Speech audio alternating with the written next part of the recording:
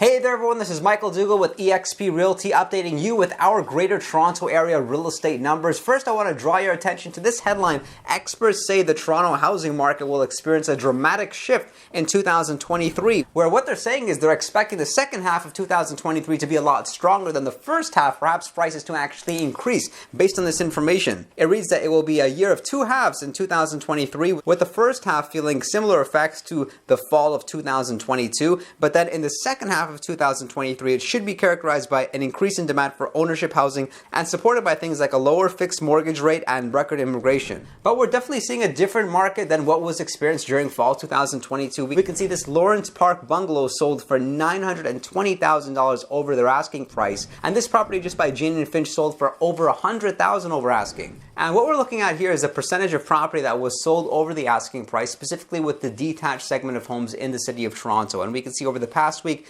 52% of listings did sell over their asking price. Compare that to where we were, say, the first week of January, only 9% of listings were selling above their asking price. And it's been a very long time since we've seen such a large percentage of properties sell over the asking price. Perhaps this is because sellers are a little bit more realistic with their price. Plus, many of these sellers that are coming on the market now were already on the market last year. They failed to sell their property, and now they're relisting with the expectation that come springtime, they could be able to achieve a better price. When we see listings sell over the asking price, it doesn't necessarily mean it's a record-breaking price. There's a very big difference between a property selling for a very high price versus selling over its asking. So we can see this data here actually compares where the average price is now to the average price 12 months prior. Where we can see over the past week, the average listing for detached homes in the city of Toronto was selling for $1,742,000, but 12 months prior, so we're looking at February 2022, the average sale was $2,045,000. So this represents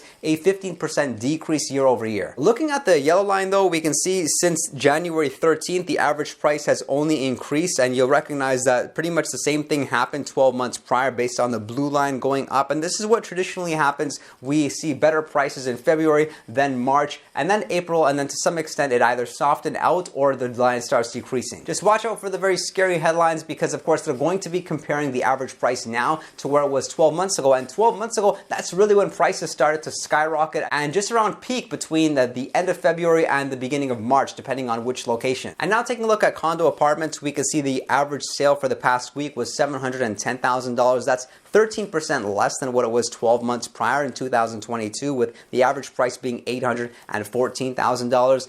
Many people ask why condos have not come down the same way that detached homes or freehold properties have. And you may want to keep in mind that condo apartments also didn't experience that rapid appreciation over the past few years. It was that detached homes, they experienced the rapid appreciation from early 2020 to early 2022, and that's why they've come down the most. But based on these two lines, what we're looking at for the average price of condos is that they really haven't changed too much.